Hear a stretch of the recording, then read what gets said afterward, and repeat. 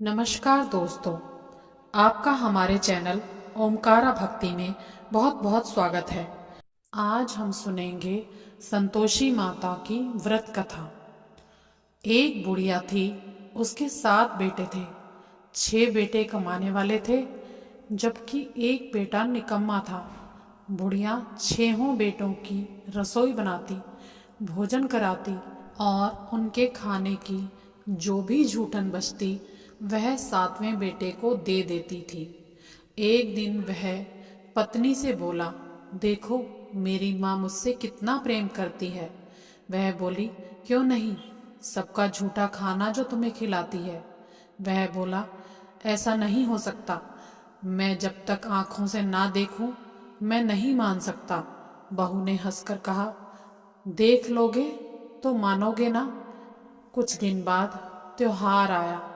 घर में 7 प्रकार के भोजन और चूरमे के लड्डू बने। वह जांचने के लिए सर दुखने का बहाना कर पतला सा वस्त्र सर पर ओढ़कर रसोई में ही सो गया। वह कपड़े में से सब कुछ देख रहा था। उसने देखा, जब 6 भाई भोजन करने आए तो माँ ने उनके लिए सुंदर सुंदर आसन बिछाए, नाना प्रकार की रसोई परोसी और आग्रह करने लगी और उन्हें जिमाया। वह देखता रहा। जब 6 भाई भोजन करके उठे तब माँ ने उनकी सभी की थालियों में से लड्डू का चूरा इकट्ठा किया और उस सारे चूरे को जोड़कर एक बड़ा सा लड्डू बनाया। जूठन साफ कर बुढ़िया माँ ने उसे पुकारा, बेटा तेरे 6 भाइयों ने भोजन कर लिया है, अब तू ही बाकी है, उठ तू कब खाएगा। वह कहने लगा, माँ मुझे भोजन नहीं करना, मैं तो अब परदेश जा रहा हूँ। माँ ने कहा, कल जाता हो तो आज चला जा। वह बोला, आज ही जा रहा हूँ। यह कहकर वह घर से निकल गया। चलते समय उसे पत्नी की याद आ गई। वह गौशाला में कंडे थाप रही थी। वहां जाकर बोला, हम जावें परदेस आवेंगे कुछ काल, तुम रहियो संतोष से धर्म अपनो पाल। वह बोली, जाओ पिया आनंद से हमारो सोच हटाए, राम भरोसे हम रहे ईश्वर तुम्हें सहाय।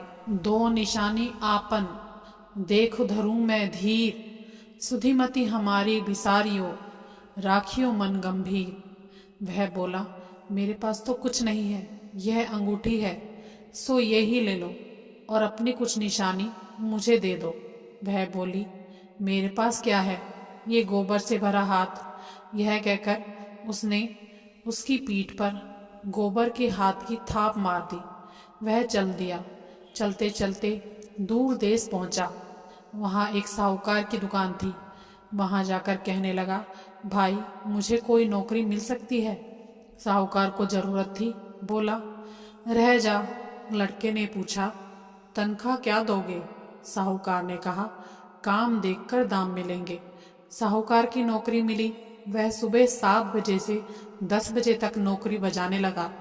कुछ दिनों में दुकान का सारा लेन देन, हिसाब किताब, ग्राहकों को माल बेचना, सारा काम करने लगा।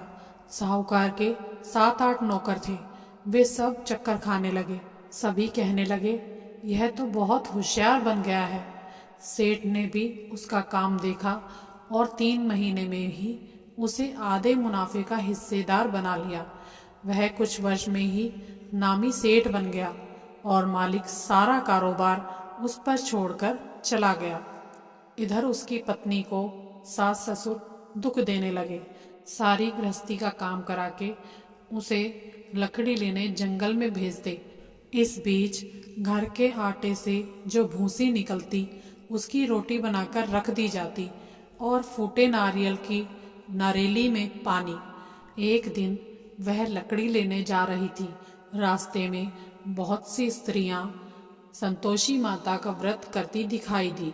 वह वहां खड़ी होकर कथा सुनने लगी और पूछा, बहनों तुम यह किस देवता का व्रत करती हो और उसके करने से क्या फल मिलता है। यदि तुम इस व्रत का विधान मुझे समझा दोगी तो मैं तुम्हारा बहुत एहसान मानूंगी। तब उनमें से एक स्त्री बोली, सुनो, यह संतोषी माता का व्रत है। इसके करने से निर्धनता, दरिद्रता का नाश होता है और जो मन में कामना हो सब संतोषी माता की कृपा से पूरी होती है। तब उसने उससे व्रत की पूरी विधि पूछी। वह भक्तिनी स्त्री बोली, 1.25 आने का गुड़ चना लेना, इच्छा हो तो 5.25 आने का लेना या 1.25 रुपये का भी सहूलियत के अनुसार ले लेना। बिना परेशानी और श्रद्धा व प्रेम से जितना भी बन पड़े सवाया लेना। प्रत्येक शुक्रवार को निराहार रहकर कथा सुनना। इसके बीच क्रम टूटे नहीं, लगातार नियम पालन करना। सुनने वाला कोई ना मिले तो घी का दीपक जला उसके आगे या जल का पात्र रखकर उसके सामने बैठकर कथा कहना। जब कार्य सिद्ध ना हो नियम का पालन करना और कार्य सिद्ध हो जाए तब व्रत का उद्यापन करना।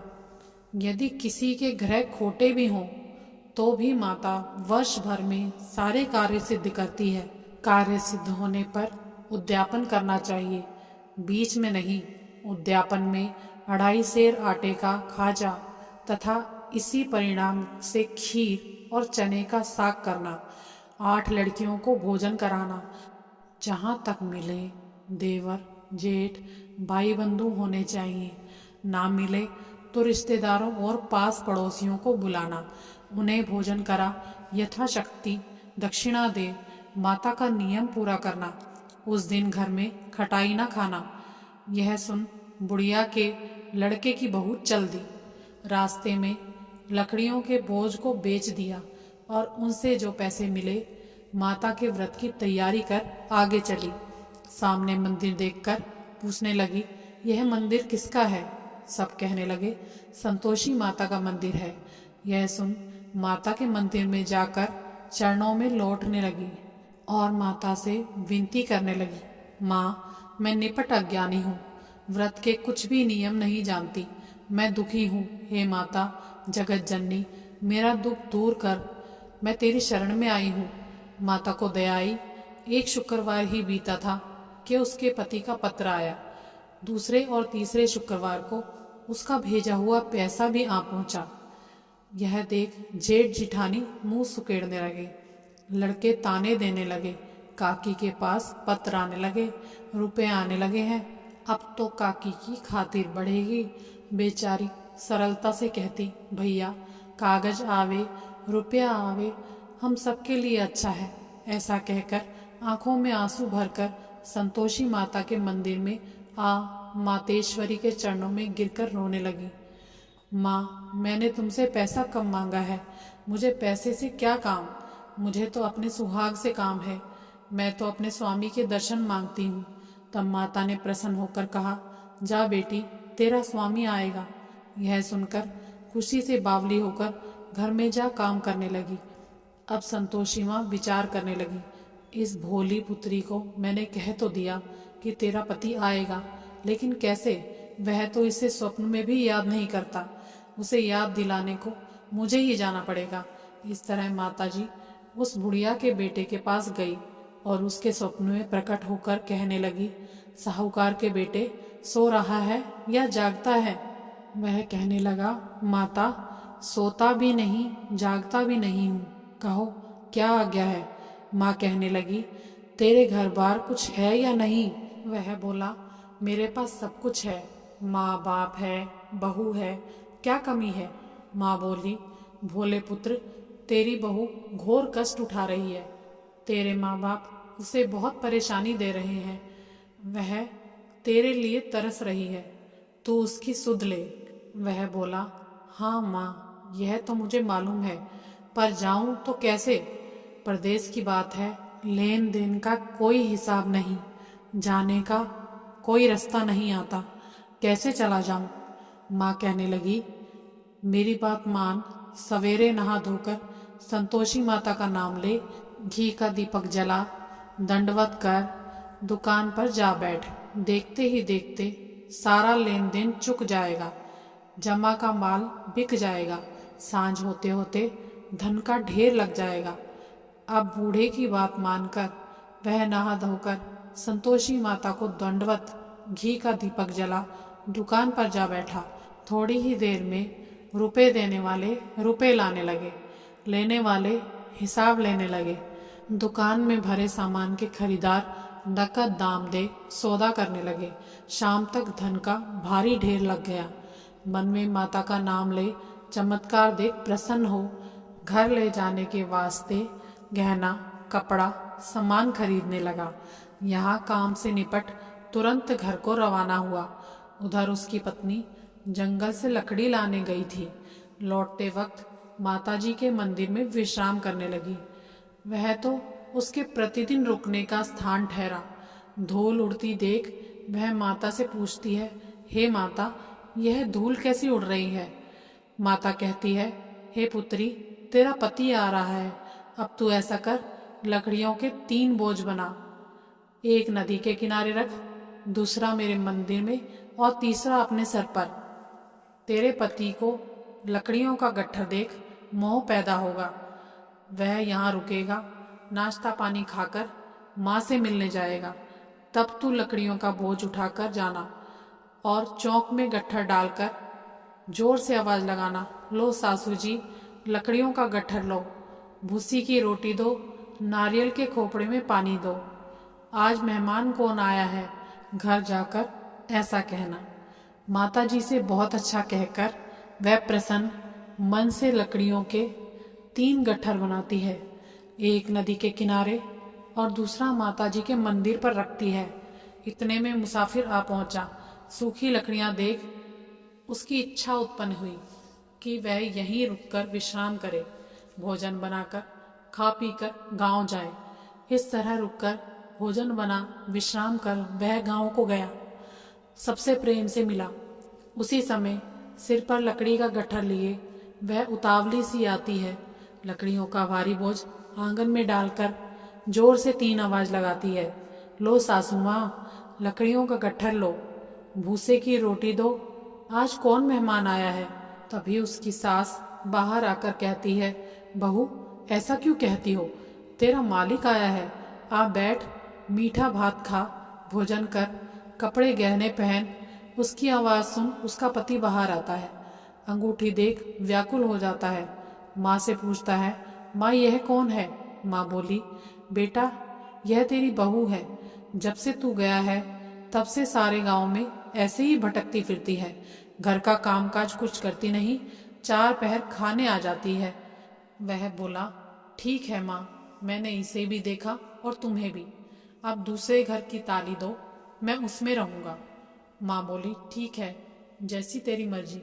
तब उसने दूसरे मकान की 3री मंजिल का कमरा खोला, सारा सामान जमाया। एक दिन में राजा के महल जैसा ठाट बाट बन गया।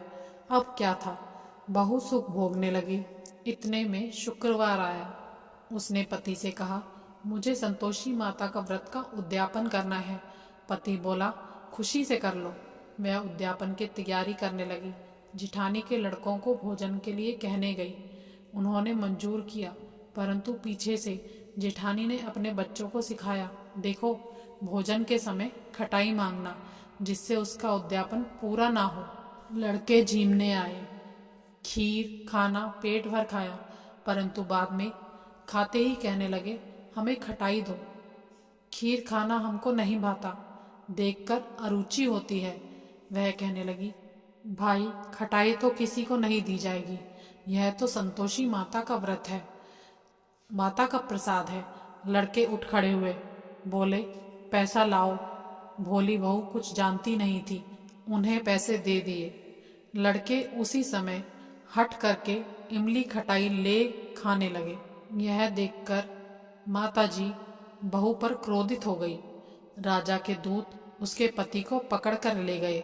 जेठ जिठानी मनमाने वचन कहने लगे, लूट लूट कर धन इकट्ठा कर लिया है, अब सब मालूम पड़ जाएगा। जब जेल की मार खाएगा। बहू से यह सहन नहीं हुआ। रोती हुई माताजी के मंदिर गई। कहने लगी, हे माताजी, तुमने क्या किया? हंसाकर अब भक्तों को रुलाने लगी। माता बोली, बेटी तूने उद्यापन करके मेरा व्रत भंग किया है। वह कहने लगी, माताजी, मैंने कुछ अपराध नहीं किया। मैंने तो भूल से लड़कों को पैसे दिए थे। मुझे क्षमा करो, मैं फिर तुम्हारा उद्यापन करूंगी। माँ बोली, अब तुम भूल मत करना। वह कहती है, अब भूल नहीं होगी, पर अब ये बतलाओ कि वो कैसे आएंगे। माँ बोली, जा पुत्री, तेरा पति रास्ते में ही आता मिलेगा। वह निकली, राह में पति आता मिला। वह बोली, कहाँ गए थे? वह कहने लगा, इतना धन जो कमाया है उसका टैक्स राजा ने मांगा था, वह भरने गया था। वह प्रसन्न होकर बोली, भला हुआ, अब घर चलो। कुछ दिन बाद फिर शुक्रवार आया। वह बोली, मुझे फिर से माता को उद्यापन करना है। पति ने कहा, करो। बहू फिर से जेठ जिठानी के बच्चों को भोजन के लिए कहने गई। जिठानी ने एक दो बातें सुनाई और सब लड़कों को सिखाने लगी। तुम सब लोग पहले ही खटाई मांगना। लड़के भोजन से पहले कहने लगे, हमें खीर नहीं खानी, हमारा जी बिगड़ता है, कुछ खटाई खाने को दो। वह बोली, खटाई तो किसी को नहीं मिलेगी, आना है तो आओ। वह ब्राह्मण के लड़कों को ले जाकर भोजन कराने लगी। यथाशक्ति दक्षिणा की जगह एक एक फल उन्हें दिया। संतोषी माता प्रसन्न हुई। माता की कृपा से 9वें मास में उन्हें चंद्रमा के समान सुंदर पुत्र प्राप्त हुआ। पुत्र को पाकर प्रतिदिन माता जी के मंदिर में जाने लगी। माँ ने सोचा, यह हर रोज आती है, आज क्यों ना इसके घर चलूं। यह विचार कर माता ने भयानक रूप बनाया। गुड़ चने से सना मुख, ऊपर सूंड के समान होठ, उस पर मक्खियां भिन भिन कर रही थी। देहली पर पैर रखते ही उसकी सास चिल्लाने लगी, देखो रे, कोई चुड़ैल डाकिन चली आ रही है। लड़कों, इसे भगाओ, नहीं तो किसी को खा जाएगी। लड़के भगाने लगे, चिल्लाकर खिड़की बंद करने लगे। बहू रोशनदान में से देख रही थी। प्रसन्नता से पगली बन चिल्लाने लगी, आज मेरी माताजी मेरे घर आई हैं। वह अपने बच्चों को दूध पिलाने से हटाती है। इतने में सास का क्रोध फूट पड़ता है। वह बोली, क्या उतावली हुई है, बच्चे को पटक दिया। इतने में माँ के प्रताप से लड़के ही लड़के नजर आने लगे। वह बोली, माँ, मैं जिनका व्रत करती हूँ यह वही संतोषी माता है। सबने संतोषी माता के चरण पकड़ लिए और विनती कर कहने लगे, हे माता, हम मूर्ख हैं, अज्ञानी हैं, तुम्हारे व्रत की विधि हम नहीं जानते, व्रत भंग कर दिया, हमने बहुत बड़ा अपराध किया है। हे माता, हमारा अपराध क्षमा करो। इस प्रकार माता प्रसन्न हुई। हे संतोषी माता, आपने बहू को जैसा फल दिया वैसा सबको देना। जो यह कहानी सुने, पढ़े, हुंकारे भरे, सभी के मनोरथ पूर्ण करना। बोलो संतोषी माता की जय। तो कैसी लगी आपको कहानी? अगर आपको हमारी कहानी अच्छी लगी हो तो कमेंट बॉक्स में ज़रूर बताना, और ऐसी ही कहानियों के लिए हमारे चैनल ओमकारा भक्ति को सब्सक्राइब करना। धन्यवाद।